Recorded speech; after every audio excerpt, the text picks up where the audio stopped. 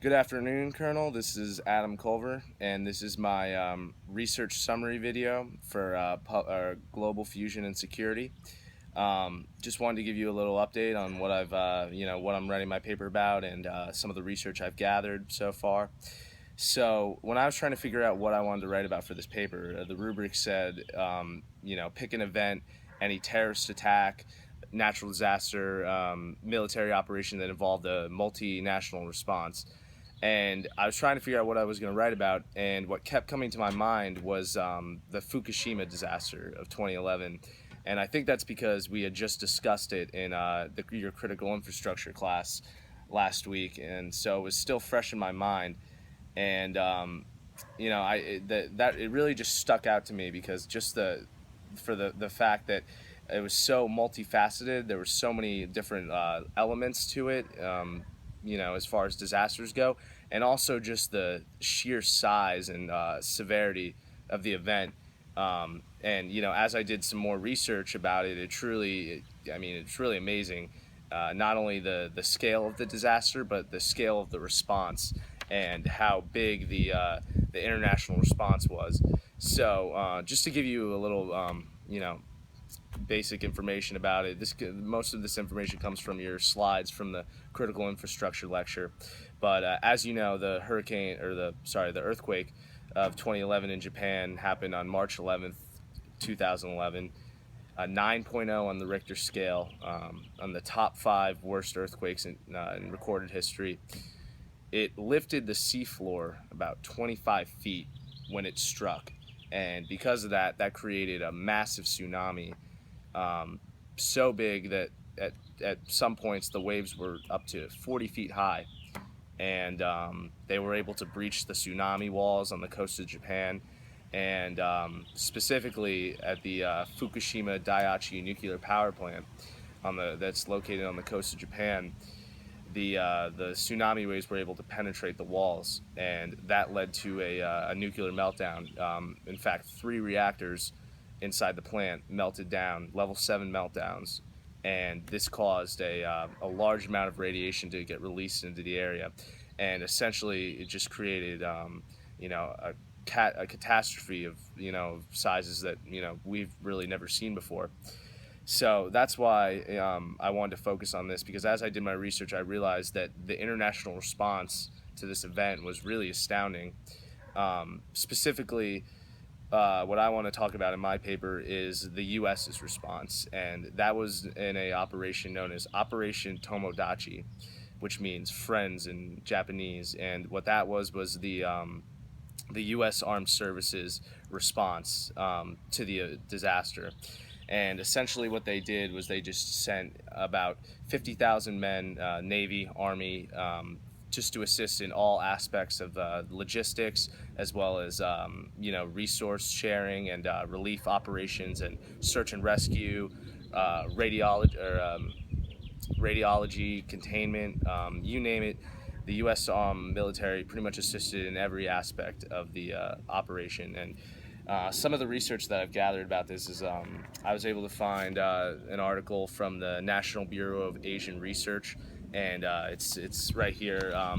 It provides a really solid chronology of the events, or of the Operation Tomodachi. It provides some really specific, dates and times of when certain assets, battleships, carrier ships, when they got to the region, when specific operations began, search and rescue, containment of the nuclear power plant.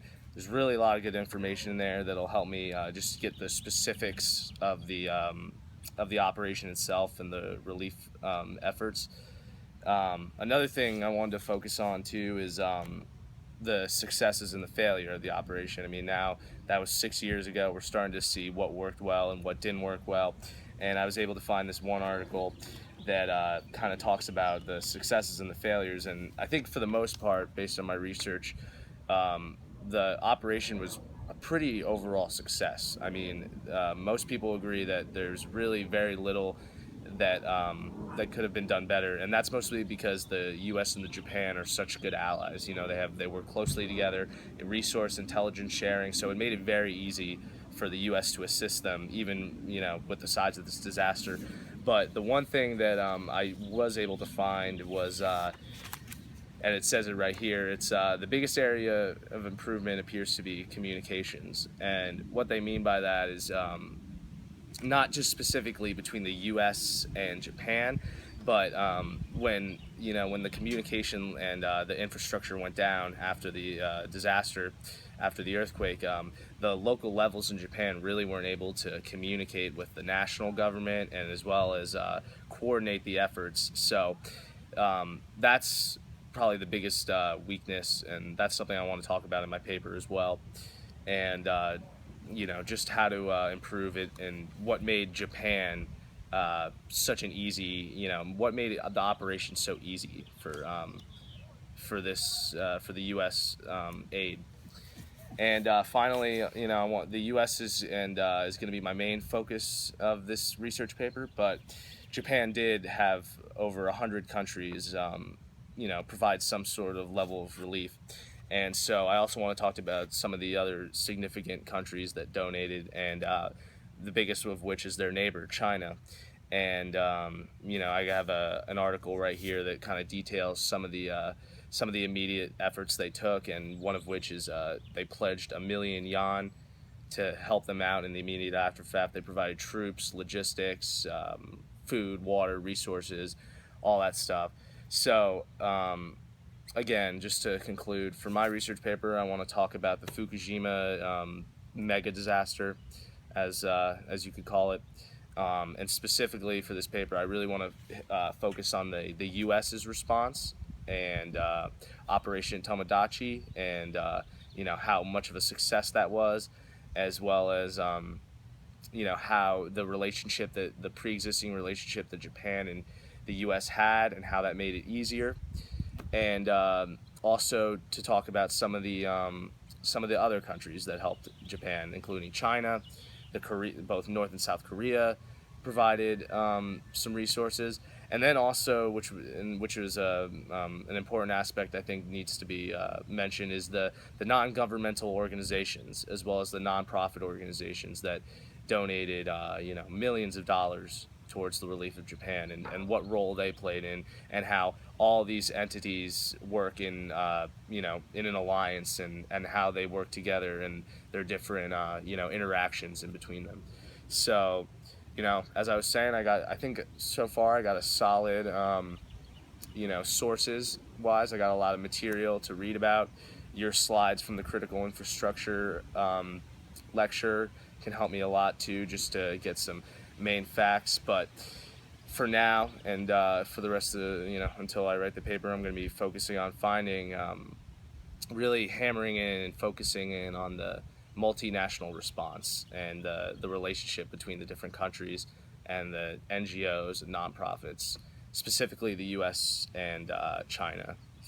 So yeah, that's pretty much what I have so far, and I'll let you know once I start getting further into the paper if I run into any issues and problems. But I'm really looking forward to what this paper should be like at the end. So thank you, and have a good day.